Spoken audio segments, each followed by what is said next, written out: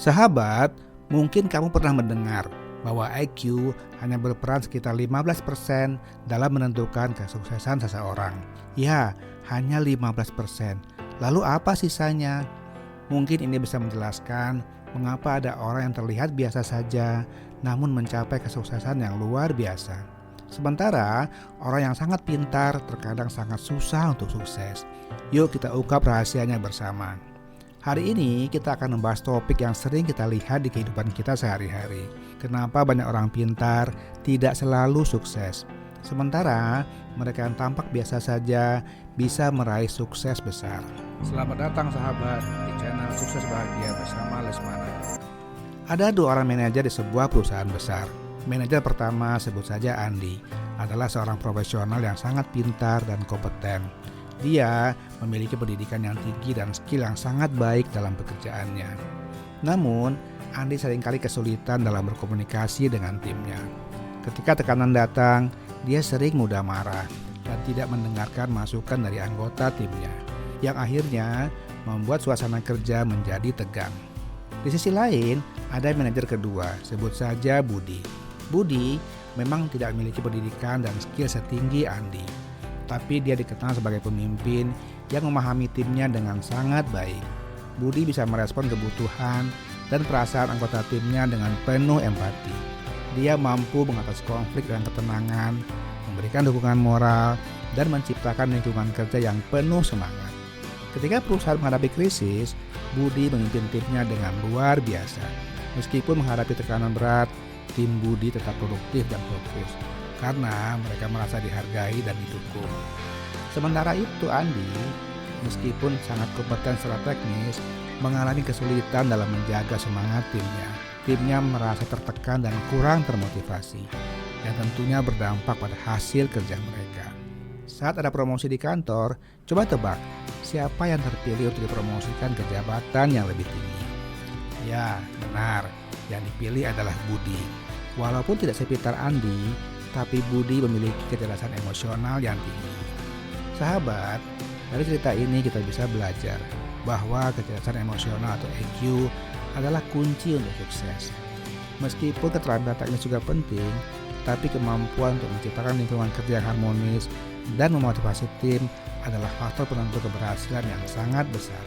Kecerdasan emosional atau EQ adalah kemampuan kita untuk mengenali, memahami, dan mengelola emosi kita sendiri dan orang lain. Dia mencakup beberapa keterampilan kunci. Yang pertama adalah kesadaran diri, kemampuan untuk memahami perasaan kita sendiri, mengetahui kekuatan dan kelemahan kita, dan bagaimana emosi kita mempengaruhi perilaku kita. Misalnya, jika kamu merasa cemas sebelum presentasi, kesadaran diri membantu kamu mengidentifikasi kecemasan tersebut dan mencari cara untuk mengatasinya. Yang kedua, pengelolaan emosi. EQ juga berarti kemampuan untuk mengendalikan emosi, baik positif maupun negatif. Hal ini memungkinkan kamu tetap tenang di bawah tekanan dan memanfaatkan emosi positif untuk memotivasi diri. Kemudian yang ketiga, empati, yaitu kemampuan untuk memahami dan merasakan emosi orang lain. Ketika kamu bisa merasakan apa yang dirasakan oleh orang lain, kamu bisa membangun hubungan yang lebih kuat dan lebih efektif. Kemudian yang keempat, keterampilan sosial, yaitu kemampuan untuk berkomunikasi dengan baik, membangun hubungan, dan menyelesaikan konflik. Keterampilan sosial yang baik membantu kamu bekerjasama dengan orang lain dan menangani perbedaan dengan cara yang konstruktif. Kemudian yang kelima adalah motivasi diri, kemampuan untuk memotivasi diri, menetapkan tujuan, dan bekerja keras meskipun menghadapi kesulitan. Ini adalah dorongan internal yang membuat kamu terus maju.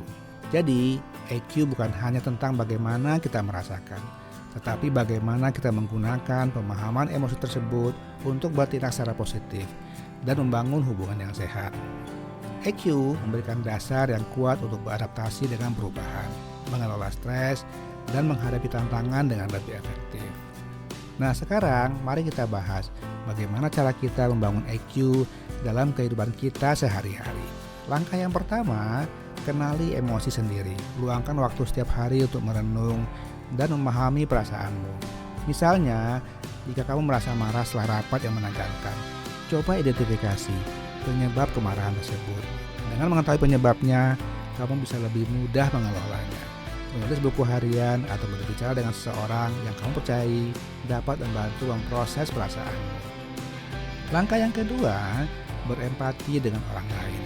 Cobalah untuk menempatkan diri kamu pada posisi orang lain. Jika temanmu stres karena pekerjaan, daripada hanya memberi nasihat, dengarkanlah dan tunjukkanlah bahwa kamu memahami kesulitannya. Ini akan memperkuat hubunganmu dan membuat orang merasa lebih dihargai. Langkah yang ketiga, mengelola stres dengan efektif. Temukan teknik yang efektif untuk mengatasi stres.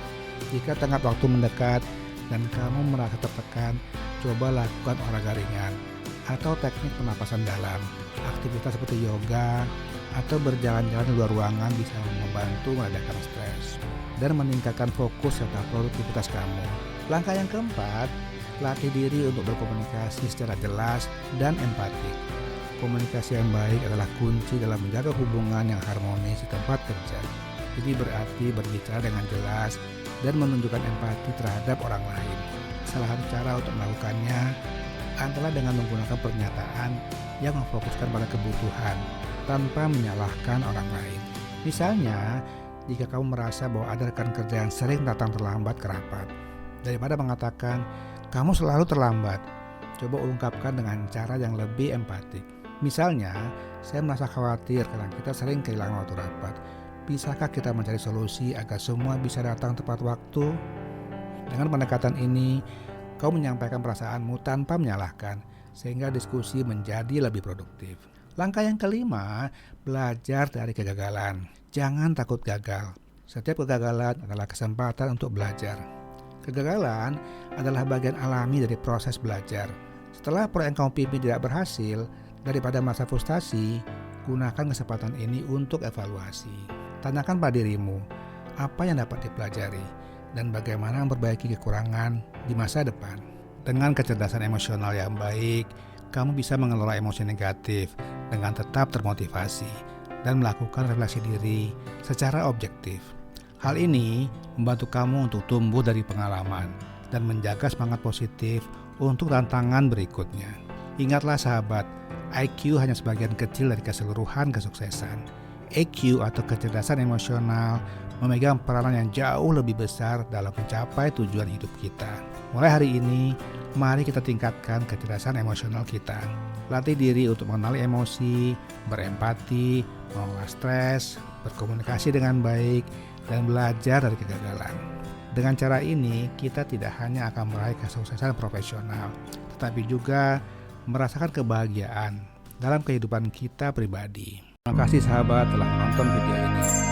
Semoga bermanfaat. Jangan lupa untuk subscribe, like, dan komen. Sampai jumpa di video-video berikutnya. Salam sukses dan bahagia.